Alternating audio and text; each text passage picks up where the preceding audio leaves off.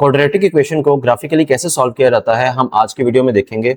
जैसे हम quadratic equation को जब फॉर्मूला की मदद से सॉल्व करते हैं तो हम उसको उसके स्टैंडर्ड फॉर्म में लिखते हैं which is ax² + bx + c is equals to 0।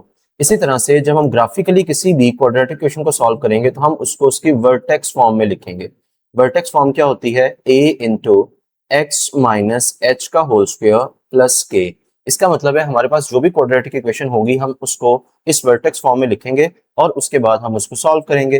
देखते हैं कैसे किया जा सकता है। सबसे पहला स्टेप क्या होगा कि आपके पास जो भी क्वाड्रेटिक इक्वेशन है, जैसे हमारे केस में 2x² + 13x + 6 is equal to 0 है, हम सबसे पहले क्या करेंगे, इसको y की इक्वलेट कर लेंगे। हमारा ये जो फंक्शन है 2x² + 13x + 6, इसको हमने y की इक्वलेट कर लिया। अब हम क्या करेंगे, हम इसको इस वर्टेक्स फॉर्म में बनाने की ट्राई करेंगे। ठीक है, उसका सबसे पहला स्टेप क्या होगा कि आप x² का जो भी कोफिशिएंट है उसको कॉमन ले लें। अगर मैं 2 को कॉमन लेता हूं तो अंदर मेरे पास क्या रह जाएगा, x² + 13/2x + 6/2। हमारे पास ये बनेगा x² + 13/2x और +3। अब क्या करेंगे, अब हमने इसको स्क्वायर की फॉर्म में लिखना है। जैसे वर्टेक्स फॉर्म में देखें तो x माइनस एच का होल स्क्वायर है, इसका मतलब है हम कोशिश करेंगे इसको होल स्क्वायर की फॉर्म में लिखने की। वो कैसे कर सकते हैं, उसके लिए हमने एक मेथड पढ़ा था जिसको हम बोलते हैं कंप्लीटिंग स्क्वायर मेथड। और वो मेथड क्या होता है कि आप देखेंगे कि आपका x का जो भी कोफिशिएंट है, जैसे यहाँ पे देखें 13/2 है, हम इस 13/2 को मल्टीप्लाई करेंगे 1/2 के साथ, तो जो भी आंसर आएगा, जैसे यहाँ पे 13/4 आ रहा है, उसका हम लेंगे स्क्वायर और यहाँ पे इसी स्क्वायर को ऐड भी कर देंगे विच इज 13/4 का स्क्वायर, और इसको हम माइनस भी कर देंगे। ठीक है, एड और सब्ट्रैक्ट क्यों करते हैं? ताकि इक्वेशन पे एज सच को इतना फर्क ना पड़े और हमारी इक्वेशन जो है वो वैसी ही रहे। अब इसमें अगर आप फर्स्ट 3 टर्म्स को देखें तो ये हमारे पास कुछ इस तरह का सिनेरियो बन रहा है, a का स्क्वायर + 2ab और +b का स्क्वायर, और हमें पता है कि a² + 2ab + b का स्क्वायर ये किसके इक्वल होता है, ये होता है a + b के होल स्क्वायर के इक्वल। ठीक है, तो मैं इसको लिख सकता हूं 2 into a + b whole square. तो हमारे पास b क्या है, यहाँ पे देखें तो 13/4 है, तो हम इसको लिख सकते हैं x + 13/4 का स्क्वायर। फिर यहाँ पे देखें तो 13 का स्क्वायर कितना होता है, 169, 4 का स्क्वायर 16 होता है और +3 है तो उसको एज इट इज लिख देंगे। और ये 2 जो था वो सब में से कॉमन था, इसलिए हम यहाँ पे एक ब्रैकेट लगा देते हैं। तो हमारे पास ये बनेगा x + 13/4 का होल स्क्वायर।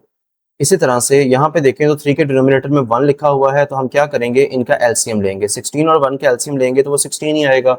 और हमने ये भी डिसाइड किया था कि हम जो भी एलसीएम आता है उसको 2 दफा रफ में भी लिख लेंगे। ठीक है, अब अगर गौर से देखें तो फर्स्ट फ्रैक्शन के डिनोमिनेटर में क्या लिखा हुआ है, 16 लिखा हुआ है। तो मैं क्या करूंगा, इस 16 को यहाँ से उठाऊंगा और रफ में मैंने जो 2 दफा 16 लिखा हुआ है उनमें से एक के नीचे इसको लिख दूंगा। 16 1s 16, तो आंसर क्या आएगा, 1 आएगा। इस आंसर को यहाँ से उठाएंगे यानी 1 को उठाएंगे और इसके न्यूमिनेटर में जो भी लिखा हुआ है -169 लिखा हुआ है, हम इससे इसको मल्टीप्लाई कर देंगे। तो -169 को 1 से मल्टीप्लाई करेंगे तो -169 ही आएगा। फिर प्लस का साइन है, प्लस लगा दें। दूसरे फ्रैक्शन के डिनोमिनेटर में देखें तो 1 लिखा हुआ है, हम क्या करेंगे, इस 1 को उठाएंगे और रफ में जो हमने दूसरा 16 लिखा हुआ है उसके डिनोमिनेटर में लिख देंगे, और जब डिवाइड करेंगे तो आंसर क्या आएगा, 16। अब इस 16 को हमने मल्टीप्लाई करना है इसके न्यूमिनेटर से विच इज बेसिकली 3। तो 16 को 3 से मल्टीप्लाई करें तो हमारा आंसर आता है 48। सो ये हमारे पास बन जाएगा y = 2 इंटू एक्स + 13/4 का स्क्वायर प्लस माइनस -169 में से अगर हम 48 को माइनस करें तो हमारे पास आएगा 121 डिवाइडेड बाय 16। अब अगर आप देखें तो ये 2 हमने जो कॉमन लिया होता है उसको दोबारा से अंदर मल्टीप्लाई कर देते हैं, तो 2 जो है वो इस x + 13/4 से भी मल्टीप्लाई होगा और इसी तरह से 2 जो है वो हमारे 121/16 से भी मल्टीप्लाई होगा। और उससे होगा क्या कि 2 इंटू एक्स + 13/4 का स्क्वायर माइनस 2 1s 2 और 2 8s 16, तो ये बन जाएगा 121/8। सो ये आ जाएगा 2 इंटू एक्स + 13 को 4 से डिवाइड करें तो आपका आंसर आता है 3.25 और उसका स्क्वायर है तो स्क्वायर लिख दें। इसी तरह से -121 को अगर हम 8 से डिवाइड करें तो आपका आंसर आता है 15.125। ठीक है, अब हम क्या करेंगे, हम इस इक्वेशन को कंपेयर करेंगे वर्टेक्स फॉर्म के साथ which is basically a into x minus H का होल स्क्वायर प्लस के। ठीक है, यहाँ से हमारा फायदा क्या होगा कि यहाँ से हमारे पास h की और k की वैल्यू आ जाएगी है माइनस एच किसके इक्वल आ रहा है 3.25 के, तो इसका मतलब h हमारे पास किसके इक्वल आ जाएगा माइनस 3.25 के, तो h हमारे पास आ गया माइनस 3.25। इसी तरह से अगर k की बात करें तो k हमारे पास आ रहा है माइनस 15.125, ठीक है।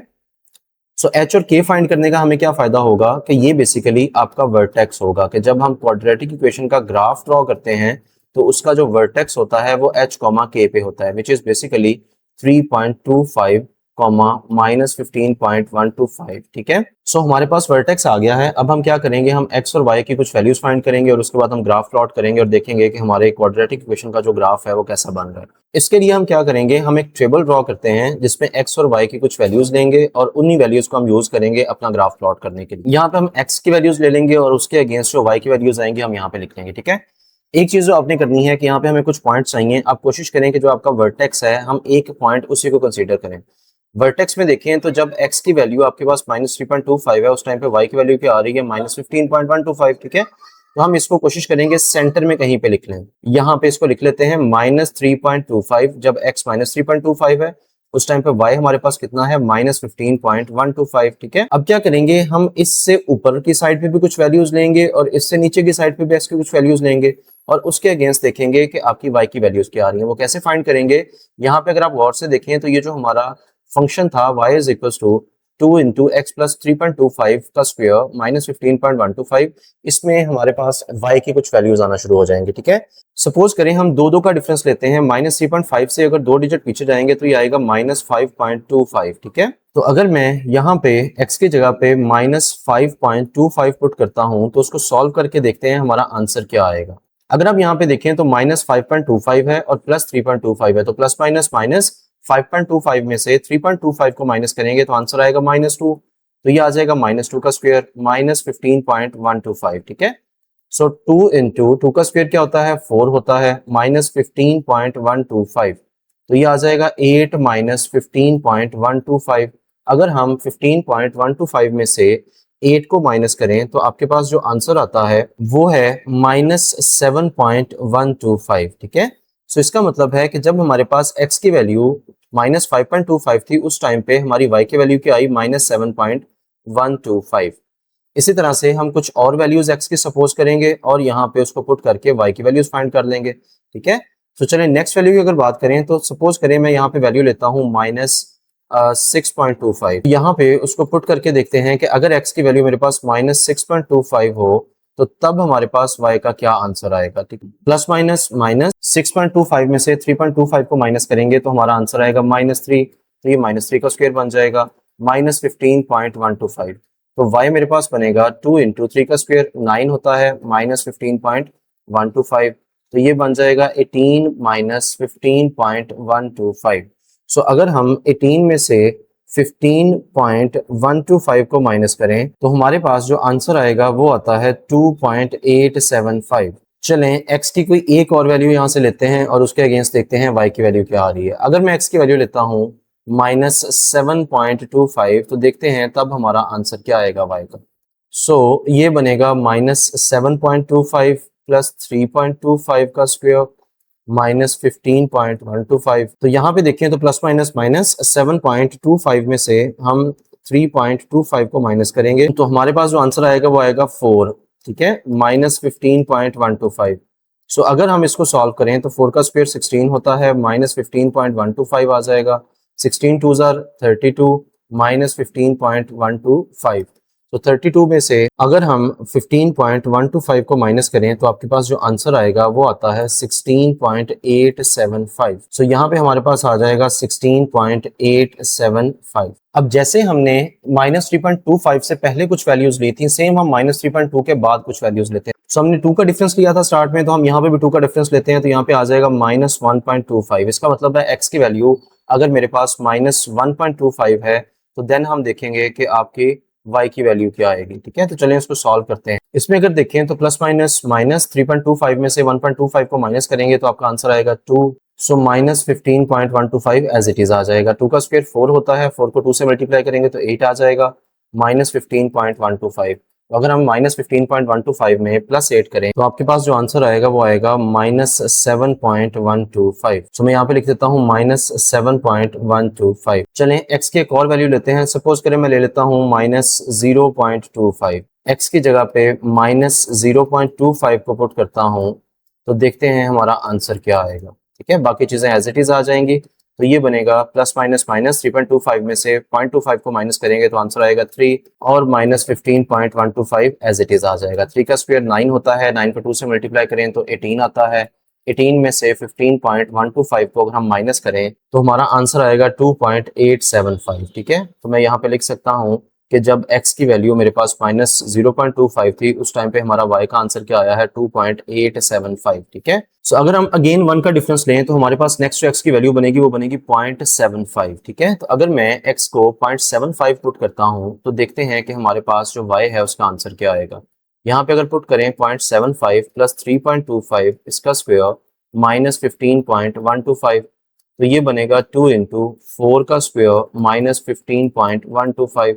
तो 4 का स्क्वायर 16 होता है, 16 को 2 से मल्टीप्लाई करें तो 32 आ जाएगा। और अगर हम 32 में से 15.125 को माइनस करें तो आपके पास जो आंसर आएगा वो आएगा 16.875। ठीक है, सो हमने क्या किया, हमने यहाँ से x और y की कुछ वैल्यूज फाइंड कर दी हैं। अब हमने सिर्फ क्या करना है, हमने ग्राफ को प्लॉट करना है। इन वैल्यूज को, इन पेयर्स को यूज करके हम अपना ग्राफ ड्रॉ करेंगे और देखेंगे कि वो ग्राफ कैसा बन रहा है। तो चलें सबसे पहले हम स्केलिंग कर लेते हैं x और y एक्सिस की। अगर आप गौर से देखें तो x एक्सिस पे आपके पास मैक्सिमम जो वैल्यू आ रही है नेगेटिव एक्सिस पे वो है -7.25 और पॉजिटिव साइड पे जो मैक्सिमम वैल्यू आ रही है वो है 0.75। ठीक है, तो हम क्या करेंगे, हम यहाँ पे एक एक का डिफरेंस ले लेते हैं। सपोज करें मैं यहाँ से स्टार्ट करता हूँ -1, -2, -3, -4, -5, -6, -7 और -8।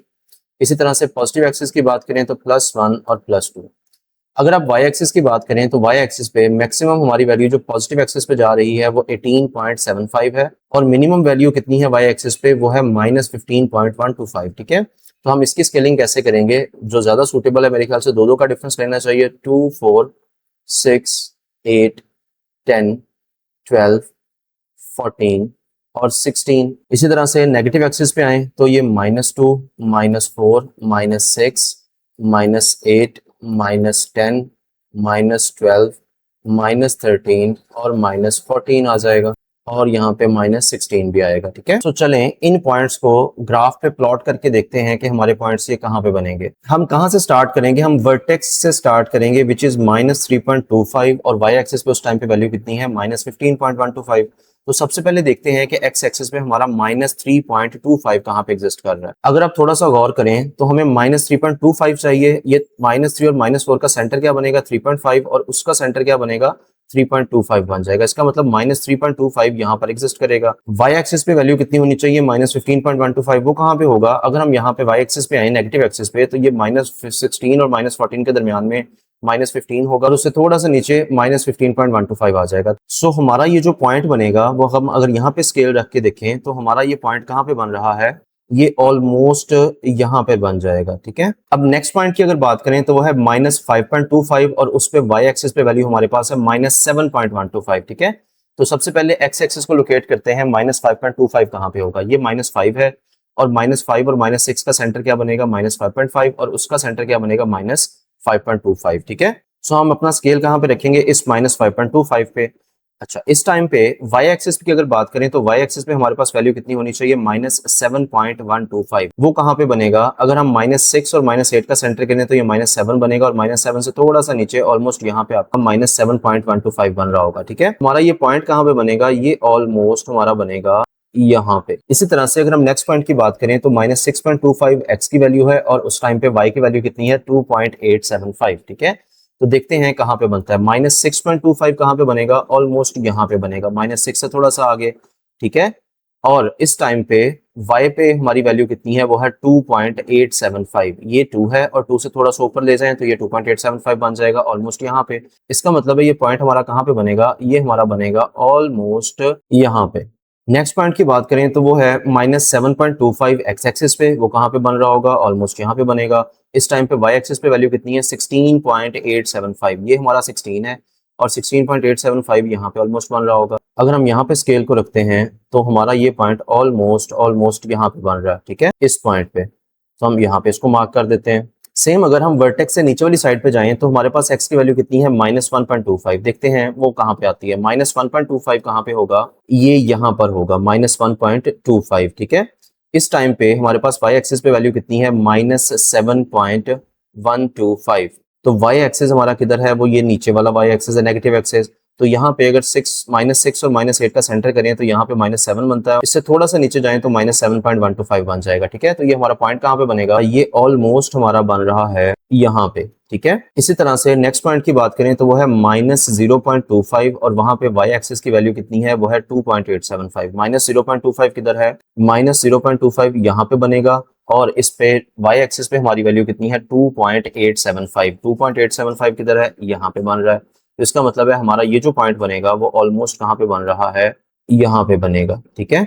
सो अगर लास्ट वैल्यू की बात करें तो 0.75 एक्स एक्सिस पे हो तो उस टाइम पे y एक्सिस पे हमारी वैल्यू कितनी है, 16.875। 0.75 ऑलमोस्ट यहाँ पे बन रहा है और उस टाइम पे y एक्सिस की वैल्यू कितनी है, वो है 16.875 विच इज हियर। तो आपका ये पॉइंट यहाँ पे बन जाएगा, ठीक है। अब हमने क्या करना है, हमने जस्ट इन पॉइंट्स को आपस में ज्वाइन करवाना है। इस पॉइंट को हम ज्वाइन करवाएंगे इसके साथ, सेम इसी तरह से ये पॉइंट जो है वो आपका ज्वाइन हो जाएगा इसके साथ, और इस पॉइंट को हम ज्वाइन करवाएंगे यहाँ पे। फिर यहाँ से पैराबोला जो ऊपर की तरफ जाना शुरू करेगा और ये पॉइंट आपका ज्वाइन हो जाएगा।